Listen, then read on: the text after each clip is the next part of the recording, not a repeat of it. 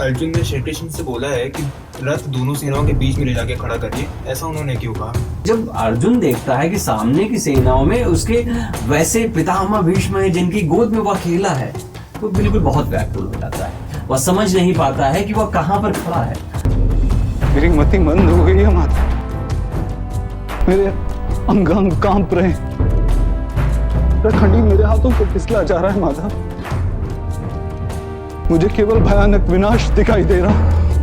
जब श्री कृष्ण ने बोला था कि मैं युद्ध में शस्त्र नहीं उठाऊंगा, तब भी अर्जुन ने श्री कृष्ण को ही क्यों चुना? अर्जुन ने पूरी तरीके से अपने आप को समर्पित कर दिया है श्री कृष्ण को। वह सिर्फ यह देखता है कि इस युद्ध में जिस तरफ श्री कृष्ण है, मुझे वहां पर रहना है। मैं आपको मांगता हूं माधव, ऐसा क्या जानने से मैं अपनी निर्बलता का त्याग कर पाऊंगा? मैं आपके प्रत्येक आदेश का पालन करूंगा। करिष्य वचनम तवा।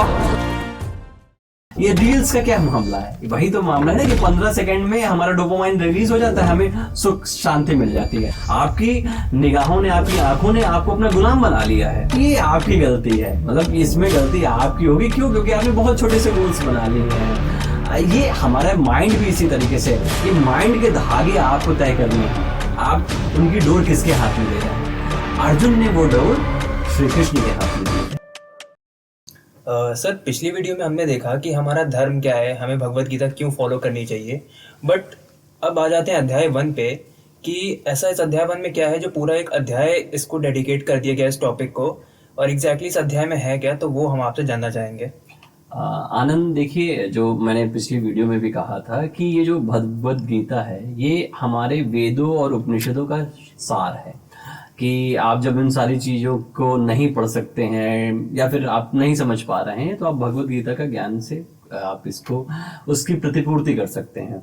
भगवत गीता में 18 अध्याय हैं, जैसा आप जान रहे हैं। और जो आज पहला अध्याय के विषय में जिस पे आपने मेरे से प्रश्न किया है, वो उसको हम बेसिकली अर्जुन विषाद योग कहते हैं। और इस अध्याय में 47 श्लोक हैं। अब 47 श्लोक में ऑलमोस्ट जो श्लोक हैं, जैसा अभी आप कह भी रहे थे कि इसमें जो सेनाएं हैं, दोनों ही पक्ष की सेनाएं हैं, चाहे वो कौरव पक्ष की हों या फिर चाहे वो पांडु पक्ष की सेनाएं हों, उनके बारे में बताया गया है। या बताया गया है कि पांडवों की तरफ से कौन कौन से सेनापति शामिल हैं इस युद्ध में, या फिर कौरवों की तरफ से कौन कौन से सेनापति शामिल हैं, चाहे उसमें भीष्म हो, चाहे वो कर्ण हो, या फिर द्रोणाचार्य हों, आचार्य, कई सारे आचार्य जो हैं उसमें शामिल हैं, उनके मित्र हैं।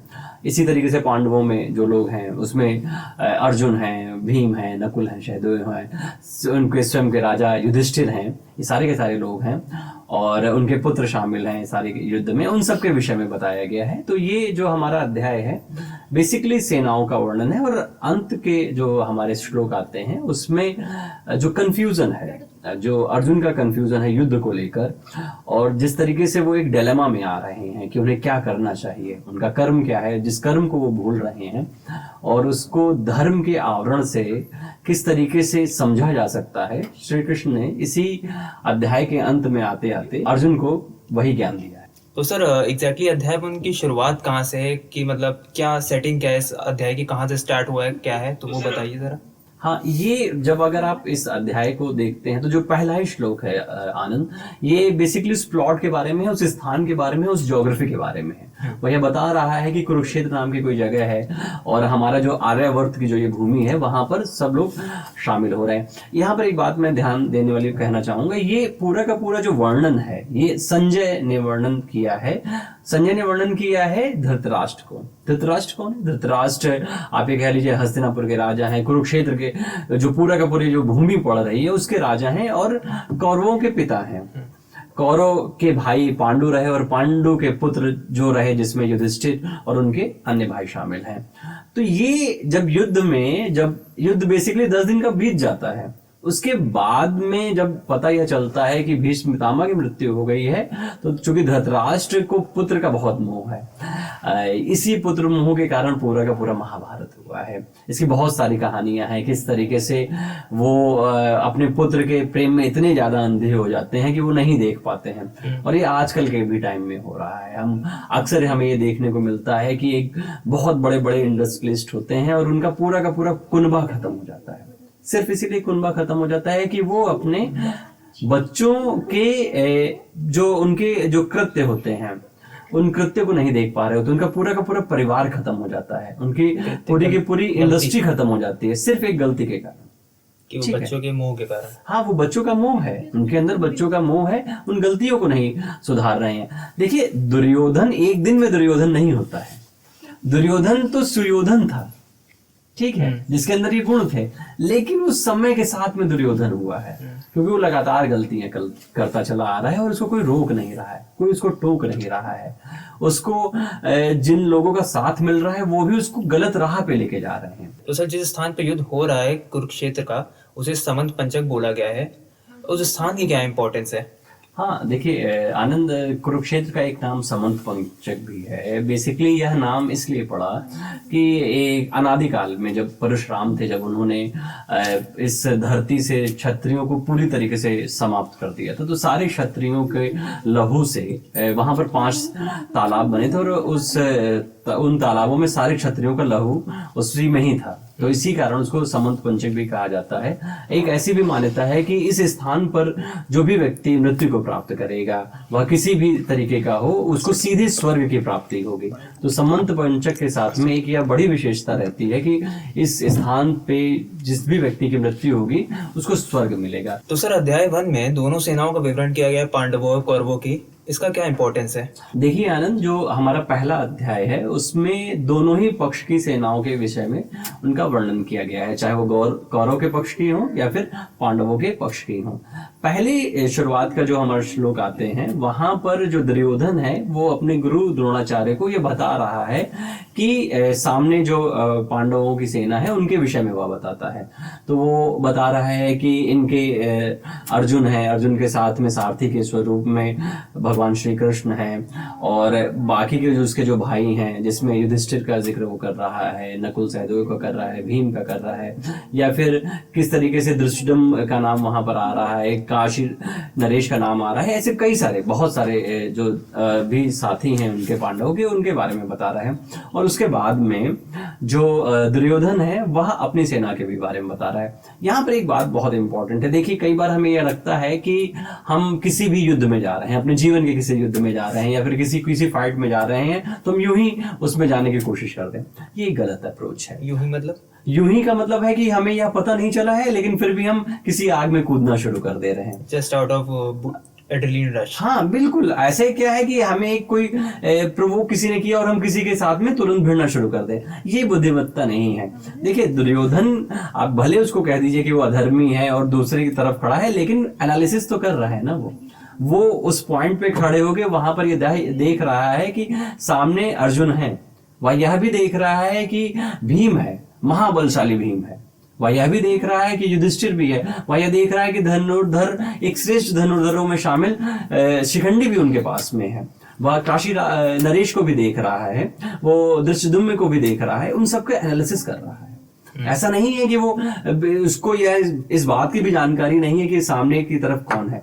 ऐसे ही हमारे लाइफ में भी होना चाहिए। ऐसा नहीं होना चाहिए, मान लीजिए कि हम किसी कंपटीशन में जा रहे हैं, मान लीजिए कि आप किसी एग्जाम की तैयारी कर रहे हैं, लेकिन क्या हुआ कि हमारे दोस्त ने वो फॉर्म फिल किया, हमने भी वो फॉर्म फिल कर दिया और फिर चले गए, क्या होगा? और हमने अपनी स्किल्स और एक्सपर्टीज नहीं देखी। बिल्कुल बिल्कुल, आपने पहली बात तो अपनी चुनौती को नहीं देखा और सीधे उस फॉर्म को फिल कर दिया।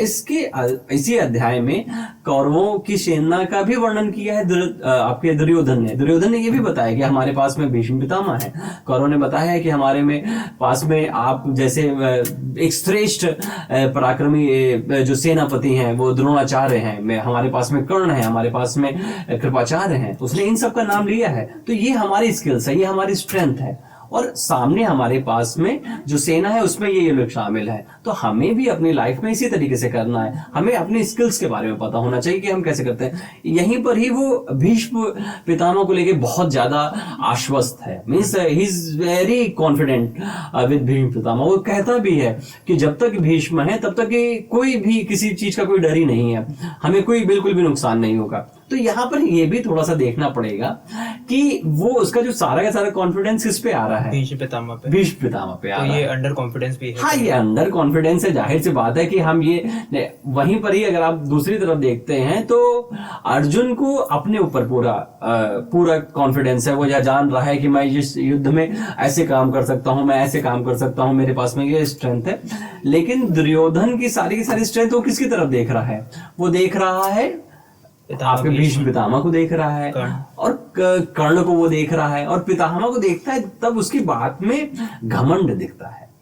तो ये घमंड को दर्शा रहा है कि अब धर्म के क्षेत्र में, इसीलिए तो वो अधर्मी हो रहा है ना, इसीलिए वो अधर्मी हो रहा है। हम भी अपनी लाइफ में इसी तरीके से कई बार होता है कि हमें सर, लेकिन जैसा कि हमें पता है कि द्रोणाचार्य और भीष्म पितामह तो धर्मी थे, धर्मात्मा थे, तो ये अधर्म का साथ क्यों दे रहे थे? देखिए, यहाँ पर ये एक टेक्निकलिटी के तौर पे आप देखें कि जब चाहे वो कृपाचार्य हो, चाहे वो द्रोणाचार्य हो, चाहे वो भीष्म पितामह हो, कर्ण तो चूंकि मित्र कहता था अपने आप को दुर्योधन का, और उसने इस बात को निभाया भी बहुत बेहतर तरीके से।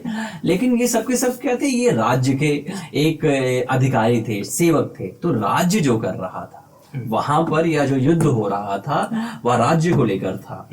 तो वो राज्य के एक अधिकारी या राज्य के एक सेवक के तौर पे उस युद्ध में वो शामिल थे। उनके पास में चॉइस का नहीं था मामला। मसला ये नहीं था कि उनको इसमें जाना है कि नहीं जाना है। वहीं पर अर्जुन के साथ में, अर्जुन किसी राज्य के राजा नहीं थे। राजा तो बेसिकली उनके युधिष्ठिर थे, उनके सबसे बड़े भाई ही राजा थे, उन्हीं का ही आदेश था। और यह युद्ध भी मतलब आप ये दुर्योधन वर्सेस युधिष्ठिर का है, ये और किसी के वर्सेस का युद्ध नहीं है, ये उन दो लोगों के बीच का युद्ध है। हाँ, ये मान सकते हैं कि उसके केंद्र में अर्जुन जरूर हो सकते हैं, उसके केंद्र में आपके श्री कृष्ण जरूर हो सकते हैं, लेकिन यह युद्ध दुर्योधन और युधिष्ठिर के बीच का है। तो युधिष्ठिर चूंकि उनके पिता धृतराष्ट्र हैं और उस राज्य को वो संभाल रहे हैं जहां का वो अपने आप को स्वघोषित युवराज कहता है, और इसीलिए उसी राज्य में शामिल, चाहे वो पितामह भीष्म हो, चाहे वो आचार्य द्रोणाचार्य हो, कृपाचार्य हो, ये सारे के सारे लोग उस राज्य की जो नियम है, जो कायदे हैं, उनसे बंधे हुए हैं। लेकिन जो पांडवों के साथ में जो लोग थे, उन्होंने धर्म के क्षेत्र को चुना। वो चाहते तो वह, उनके सामने एक चॉइस ये भी रही होगी ना कि इतना बड़ा राज्य है, इतना विशाल सेना है, उस ऐसी सेना है जिसमें श्री कृष्ण की भी सेना शामिल है, हम क्यों ना उसकी तरफ हो जाए। कई लोगों का कॉन्फिडेंस उस समय डिगा होगा कि कहीं पांडव के साथ में रहकर हम कोई गलती तो नहीं कर रहे हैं, कहीं हम इस युद्ध में तो मारे तो नहीं जाएंगे, मारने के बाद में हमारे परिवार का क्या होगा, या फिर हमारे राज्य का क्या होगा। जो भी लोग भी शामिल थे, अगर इस युद्ध में खत्म होते तो उनका राज्य तो जाहिर सी बात है जो भी सेना जीतती उसके साथ में चला जाता। तो लेकिन पांडवों के साथ में जो लोग आए, उनके संबंधी लोग आए, जो उनके रिश्तेदार लोग आए, या फिर जो उनके मित्र गण आए, तो वो उन सब ने इस चीज को तय किया कि नहीं, हमें धर्म के साथ में रहना है, हमें इस बात का साथ देना है कि धर्म क्या कहता है। इसीलिए वो उनके साथ में रहे। और दुर्योधन के साथ में जो लोग रहे, उनकी अपनी कुछ दायित्व हो सकते हैं, राज्य के प्रति जो उनके दायित्व हैं, शायद वह उसी सीमा में बंधे रहे, और इसी कारण वह उस गति को भी प्राप्त हुए हैं। तो सर, सेनाओं का विवरण हो गया। अब हमने देखा आगे कि अर्जुन ने श्री कृष्ण से बोला है कि रथ दोनों सेनाओं के बीच में ले जाके खड़ा करिए। ऐसा उन्होंने क्यों कहा? अर्जुन ने बेसिकली इस युद्ध में जब पहुंचते हैं आनंद, तो वो कंफ्यूज्ड हैं। क्योंकि कंफ्यूज इसलिए हैं क्योंकि वो देख रहे हैं, इससे जस्ट पहले के श्लोक में जब आप इसका अध्ययन करते हैं तो आप पाते हैं कि वो अपने चाचा, ताऊ, जो ससुर, क्योंकि मैंने बताया ना कि वो रिश्तेदार, दुर्योधन के जो रिश्तेदार हैं वो अर्जुन के भी रिश्तेदार हैं। अर्जुन जिनको चाचा कहता होगा, जिनको ताऊ कहता होगा, दुर्योधन भी उनको पिता या फिर ताऊ या चाचा कहता होगा। तो जब अर्जुन देखता है कि सामने की सेनाओं में उसके वैसे पितामह भीष्म है जिनकी गोद में वह खेला है, तो बिल्कुल बहुत व्याकुल हो जाता है। वह समझ नहीं पाता है कि वह कहां पर खड़ा है, वह जान ही नहीं पा रहा है यह धर्म क्या है, अधर्म क्या है, उसके रिश्ते नाते, तो सारी की सारी चीजों में बहुत कंफ्यूजन आ रहा है। इसीलिए वह चाहता है कि वो मध्यस्थता की जगह पे जाना चाहता है। वह यह चाहता है कि बिल्कुल एक मिडिल एक जगह हो जहां पर वह किसी भी पक्ष में ना हो, ना वो पांडवों के पक्ष में खड़ा हो, ना वह दुर्योधन के पक्ष में खड़ा हो। इसीलिए वह अच्युत अर्थात श्री कृष्ण से कहता है कि हे केशव, मुझे उस स्थान पर लेके चलिए जहां पर इस युद्ध का बीच हो, मतलब कि जहां पर मिडिल में आप हम मेरे को लेके चलिए, जहां से ये मैं देख सकूं कि इस युद्ध में कौन कौन लोग शामिल हैं। तो आनंद, यहाँ पर एक बहुत ही इंटरेस्टिंग सी कहानी है कि जिस तरीके से जिस रथ पे वह सवार हैं श्री कृष्ण के साथ में,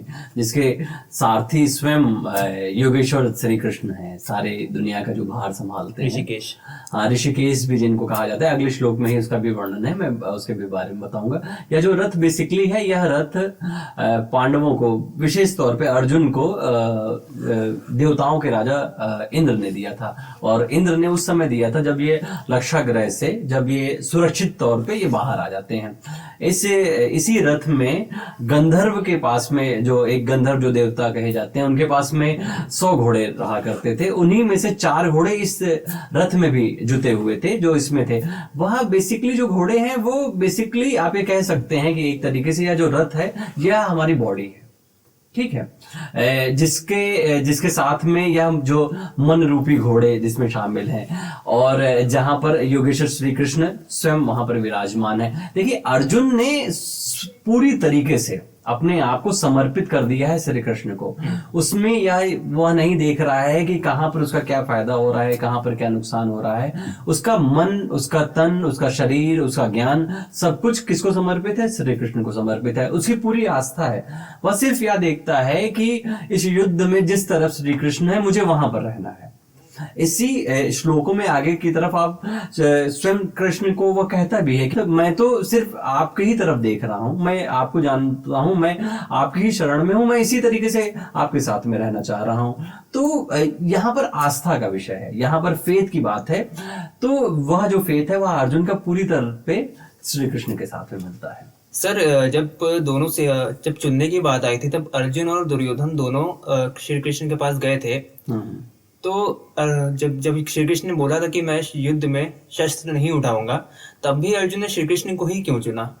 देखिए, यह जाहिर सी बात है कि जब दुर्योधन ने एक तरफ श्री कृष्ण से जो उनकी नारायणी सेना है, बेसिकली जो बहुत विशाल सेना थी, ऐसा कहा भी जाता था कि पूरे के पूरे भारतवर्ष में सबसे बड़ी सेना उन्हीं के ही पास में है। दुर्योधन ने जब वह सेना प्राप्त कर ली तो बड़ी खुश हुआ, बहुत ही खुश हुआ कि नहीं, अब तो हमारे पास में इतनी बड़ी विशाल सेना आ जाएगी और हम इस युद्ध को जरूर जीत जाएंगे। और अर्जुन तो मूर्ख है, उसने तो सिर्फ श्री कृष्ण को ले लिया और उन्होंने भी कह दिया कि मैं युद्ध नहीं करूंगा। देखिए, संख्या इंपॉर्टेंट नहीं रहती है, ठीक है। अगर 1000 लोग अगर ये किसी बात को बोल रहे हैं और वो झूठ है, तो वो फिर भी झूठ रहेगी। संगत इंपॉर्टेंट होती है। संगत इंपॉर्टेंट है, आप किसके साथ में हैं।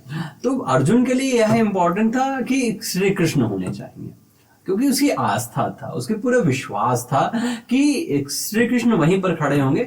जो स्वयं ईश्वर है, धर्म जिसके साथ में चल रहा है, धर्म जिसके उच्चारणों में धर्म की ऋचाएं लिखी जा रही हैं, वो जाहिर से तौर पे है, वही ईश्वर है, वही ब्रह्म है, तो वो तो धर्म होगा ही होगा ना। लेकिन वहीं पर जो दुर्योधन है, जो समझ तो रहा है कि मूर्ख अर्जुन है, लेकिन वो स्वयं मूर्खता का काम कर रहा है। वह संख्या को जोड़ रहा है, वह ज्यादा से ज्यादा लोगों को, भीड़ को इकट्ठा कर ले रहा है और उसको लग रहा है कि वह युद्ध जीत जाएगा। देखिए, आप चाहे जितनी भी बड़ी सेना ले लें, अगर आपके अंदर यह आत्मबल नहीं होता है, अगर आपके अंदर सच का साथ नहीं है, तो आप कितने भी बड़े साम्राज्य हों, हमने और आपने इतिहास में पढ़ा है, बहुत बड़े बड़े साम्राज्य। कहा जाता था कि ब्रिटेन जिसका कभी सूरज नहीं डूबता है, 53 देशों में जिसका आधिपत्य था, आज आप देख लीजिए, इतनी बड़ी सेनाओं के साथ में रहते थे, आज एक छोटे से कुनबे में रह के सीमित हो गए हैं। मैं किसी देश की बुराई नहीं कर रहा हूं, लेकिन मैं ये आपको बताने की कोशिश कर रहा हूं कि उन्होंने राजशाही को किया और 53 देशों में उन्होंने कहा कि पूरी दुनिया में उन्होंने अपना शासन किया। आज आप देख लीजिए कहां पर है, बहुत सारे देश हैं, यूनान, मिस्र, रोमा, सब मिट गए। इस जहां से क्या बात है कि हस्ती मिटती नहीं है हमारी। हम क्यों कहते हैं इस भारत भूमि के बारे में, यह इतनी महान है, इतनी पावन है, इसीलिए क्योंकि हमने सच का साथ दिया। यह भूमि है बुद्ध की, या भूमि है नानक की, या भूमि है गुरु गोविंद सिंह की, या भूमि है श्री कृष्ण की, जिन्होंने यहाँ पर सत्य की स्थापना की है, या भूमि है राम की, जिन्होंने इतने बड़े साम्राज्य वाले रावण को हराया है। यह भूमि सत्य को स्थापना के लिए है। हम बिल्कुल कभी नहीं कहते हैं कि हमें असत्य का साथ देना, चाहे जितनी बड़ी सेना हो, चाहे जितना बड़ा विशालकाय समुद्र हो, लेकिन हम उससे डिगे नहीं हैं। हमने तो वानरों के साथ में मिलकर सत्य की पताका फहरा ली है। तो यह इंपॉर्टेंट होता है कि आप खड़े किस तरफ हैं। तो सर, इसमें श्री कृष्ण को ऋषिकेश कहा गया है, उसका क्या इम्पोर्टेंस है?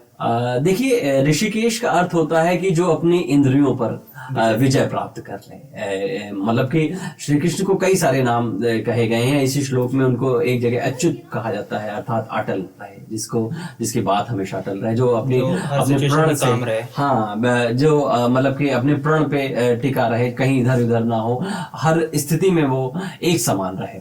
तो इंद्रियों पर जो विजय प्राप्त की है वह श्री कृष्ण ने प्राप्त की। Lord of 5 senses. हाँ, जो सेंस होते हैं हमारे शरीर में, जो सेंसरी ऑर्गन्स जिनको हम ये कहते हैं, जिनके द्वारा हम किसी से कि कोई स्वाद ग्रंथि होती है, कोई श्रवण ग्रंथि होती है, कोई देखने की ग्रंथि होती है, तो उन सब पे जो विजय प्राप्त की है वो श्री कृष्ण ने प्राप्त की है। देखिए, हम अपनी लाइफ में क्या होता है, जैसे कि मैं कहता हूं ना कि इसीलिए इंपॉर्टेंट है ना गीता, कि उसका एक एक शब्द इंपॉर्टेंट है। देखिए, ऋषिकेश, आप एक शब्द को ही पकड़ लीजिए अपने जीवन में, तो आप ना जाने क्या कुछ कर सकते हैं। आपको नहीं लगता है कि श्री कृष्ण का, हम पूरे जीवन की बात नहीं कर रहे, सिर्फ आप उनकी ये बात कर लीजिए कि आप उनके जो जिस तरीके से उन्होंने अपनी इंद्रियों में विजय प्राप्त की, आप भी अपनी इंद्रियों में विजय प्राप्त कर सकते हैं। क्या आपको क्या कम से कम इस बात का कंट्रोल है कि आप ये नहीं देखेंगे? आजकल के बच्चे हैं, लगातार मैं देखता हूं कि वो ड्रूम स्क्रोलिंग कर रहे हैं, लगातार वो इंस्टा की फीड आ रही है।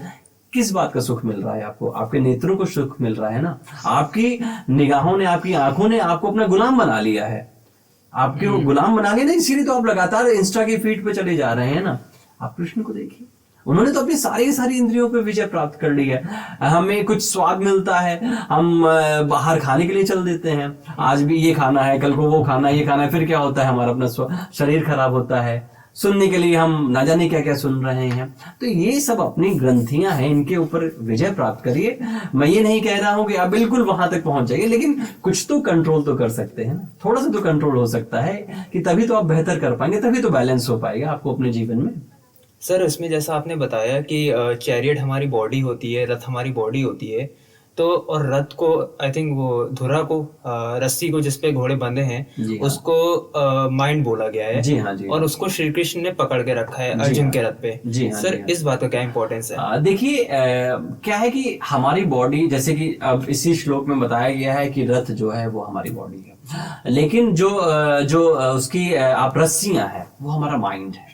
ठीक है, घोड़े जिसपे काबू हमें ये करना है, वो जो हमारे सेंसेस हैं, वो हमारे सेंसेस हैं, और वो किस चीज से बंधे हुए हैं? वो उस रस्सी के थ्रू बंधे हुए हैं, और वो रस्सी क्या है? हमारा माइंड है।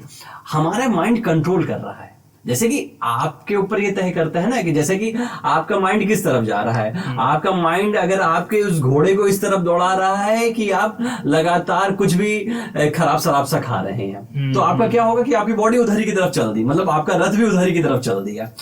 आपके माइंड ने ये देखा कि नहीं, मुझे बहुत ही लैविश तरीके से देखना है, और फिल्म देखना है, या फिर जो भी, मतलब मैं किसी चीज को कम मना नहीं कर रहा हूं, लेकिन उसकी एक कंट्रोल की बात है। आपके जो सेंसेस हैं वो तो यह चाहते हैं कि हमें इसका सुख मिल जाए, हमें इसका सुख मिल जाए, तो वो चाहते हैं, उसकी डिमांड करते हैं। हमेशा शॉर्ट टर्म प्लेजर, हमेशा जो प्लेजर होता है, जो एक छोटे से समय में मिल जाए। जैसे कि ये रील्स का क्या मामला है? वही तो मामला है ना, कि 15 सेकंड में हमारा डोपामाइन रिलीज हो जाता है, हमें सुख शांति मिल जाती है। देखिए क्या होता है, जैसे कि जब हम अपने किसी गोल को अचीव कर लेते हैं, तो हमारे जो बॉडी से हार्मोन सिक्रीट होते हैं, तो हमें एक खुशी मिलती है, एक प्लेजर मिलता है। जैसे कि मान लीजिए आप 1 किलोमीटर दौड़ के आए, तो आपको ये लगा कि हाँ, आपने कोई चीज कंप्लीट की है, एक सर्किल कंप्लीट किया है, तो आपको उसकी खुशी मिली है।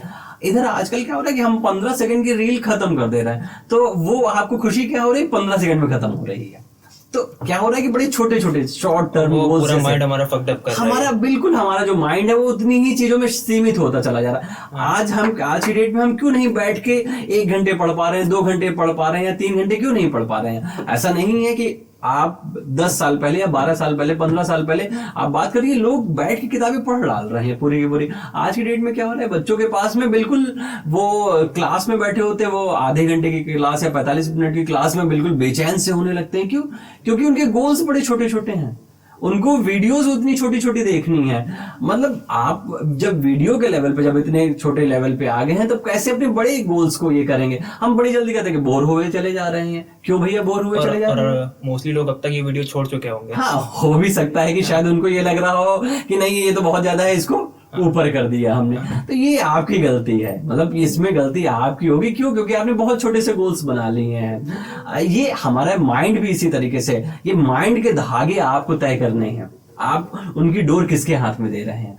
अर्जुन ने वो डोर श्री कृष्ण के हाथ में दी है, जो लॉर्ड ऑफ 5 सेंसेस हैं, जो जिन्होंने इन सारी की सारी इंद्रियों पर विजय प्राप्त कर ली है, जिनको यह मालूम है कि उन्हें क्या सुनना है, जिन्हें यह मालूम है उन्हें क्या देखना है, जिन्हें यह मालूम है उन्हें क्या बोलना है, जिन्हें यह मालूम है किस चीज का स्वाद करना है, जिन्हें यह मालूम है किस चीज का, किस तरीके का टच लेना है, उन्हें यह मालूम है, उन्होंने इस पे विजय प्राप्त कर ली, वो इस चीज के योगेश्वर है। उस डोर को अर्जुन ने उनके हाथ में दे दिया। और यही दुर्योधन की सबसे बड़ी यही गलती। दुर्योधन की, और दुर्योधन उसमें क्या ढूंढ रहा है? उसमें वो संख्या ढूंढ रहा है, उसमें वो नंबर्स काउंट के पीछे भाग रहा है। हम भी अपनी लाइफ में क्या होता है ना, नंबर काउंट के पीछे भाग रहे होते हैं कि ये हो जाए, ये हो जाए, ये हो जाए, ये हो जाए, और अंत तक होता कभी कुछ नहीं है। हम क्या कर रहे होते हैं ना कि हम लगातार ये भी देख लेते हैं, वो भी देख लेते हैं, ये भी ट्राई कर लिया, लाइफ में ये भी ट्राई कर लिया, संख्याएं बढ़ा रहे हैं।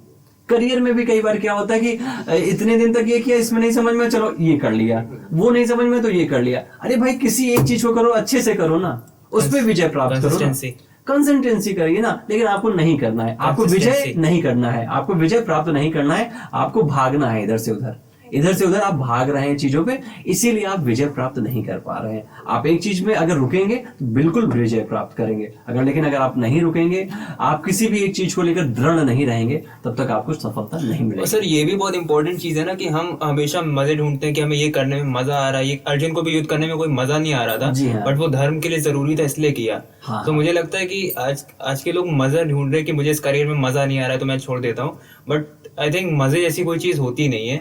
कई बार हमें चीजें करनी पड़ती क्योंकि वो जरूरी होती है। देखिए, ये तो कई बार जैसे कहते हैं ना कि मुझे लगता है कि शायद एक तरीके का भ्रम सा फैला दिया गया है ना कि वही करो जिसमें आपका दिल और मन मजा।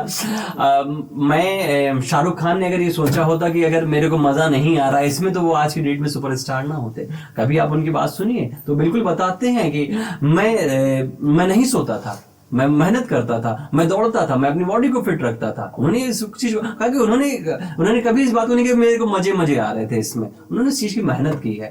हमारे एथलीट हैं, वो मेहनत करते हैं। नीरज चोपड़ा ने मेहनत की है, दिन रात अपना पसीना बहाया है। वो ये कहने लगे कि नहीं नहीं नहीं, बहुत स्ट्रेच हो रहा है, मेरी बॉडी को बहुत दर्द हो रहा है, मैं ये नहीं करूंगा, तो क्या गोल्ड मेडल ले के आ पाते? वो अपने देश का नाम इस तरीके से ऊंचा कर पाते? तो उन्हीं लोगों ने किया है। हाँ, अगर आप इस चीज को पैशन अपना बना लेते हैं, अगर आप इस चीज को देखने लगते हैं कि नहीं मैं इसमें बहुत बेहतर कर सकता हूं, लेकिन यहां पर भी फिर से वही कहना पड़ेगा ना, तो आपको अपने माइंड पे कंट्रोल करना है। ऐसा ना हो कि आप किसी दूसरी की चीजों में कंट्रोल होना शुरू हो जाए। आपको उस बात पे कंट्रोल रखना है, तभी आप उस पे विजय प्राप्त कर पाएंगे। अदरवाइज ये जो बहुत तेजी से जो ये बदलने वाली जो आदत है हो रही है, इससे थोड़े से बचने की जरूरत है। जब तक कि आप ये करते रहेंगे तब तक बहुत मुश्किल होगा कि आप किसी चीज पे कोई अचीवमेंट प्राप्त कर सके। एक आप ये कह लीजिए कि मीडियोकर तौर पे तो आप हो सकते हैं कि आप कुछ दिन आप ये कर लिए, कुछ दिन वो कर लिए, लेकिन अचीव करने के लिए तो आपको समय देना पड़ेगा। Jack of all trades master of none वाला। हाँ, ये थोड़ा सा मैं इस चीज पे थोड़ा सा कम इत्तेफाक रखता हूँ कि मास्टर ऑफ नन तो नहीं है, आपको किसी एक चीज पे तो मास्टर होने की जरूरत है। हाँ, जैक ऑफ ऑल ट्रेड तो सही है, पहले वाला तो ठीक है, लेकिन एटलीस्ट किसी एक चीज पे तो मास्टर बनिए, जहां पर आप ये कह सकेंगे नहीं मेरा अधिकार है इस चीज पे, मेरा इस विषय पे अधिकार है, मैं बिल्कुल इस काम को कर सकता हूँ, क्योंकि मेरा माइंड, मेरा सोल इन सारी चीजों को एक साथ रखा हुआ है, मैं इस पे काम बिल्कुल कर लूंगा, तभी आप उस पर विजय प्राप्त करेंगे। तो सर, युद्ध शुरू होने से पहले शंखनाद होता है। अब इन श्लोकों में हमने देखा है कि शंख के भी नाम बताए गए हैं। अब इन शंख के नाम का क्या इंपॉर्टेंस है? देखिए, एक फॉर्मल तरीके से जब कभी भी पौराणिक काल में युद्ध जब शुरू होता था तो उससे पहले शंखनाद किया जाता था। इसका मतलब यह होता था कि अब हम ऑफिशियली युद्ध की तरफ जा रहे हैं, अब हम युद्ध करने के जा रहे हैं। इस जैसे आप कह रहे थे कि शंखों के भी नाम का उल्लेख है। श्री कृष्ण के शंख का नाम पांचजन्य है। एक छोटी सी कहानी है, मैं उसमें आपको बताऊंगा कि ये शंख कहाँ से आया, क्या क्या क्या इसका महत्व है, किस तरीके से है और क्यों शंख बजाए थे, सभी लोगों ने क्यों बजाए थे। बेसिकली जब यह शंख जिसका नाम पांचजन्य है और जो श्री कृष्ण का शंख है, जब समुद्र मंथन हुआ था, समुद्र मंथन में जब 14 रत्न निकले थे, उसमें 6ठे नंबर पे यह शंख निकला था, पांचजन्य जिसका नाम है।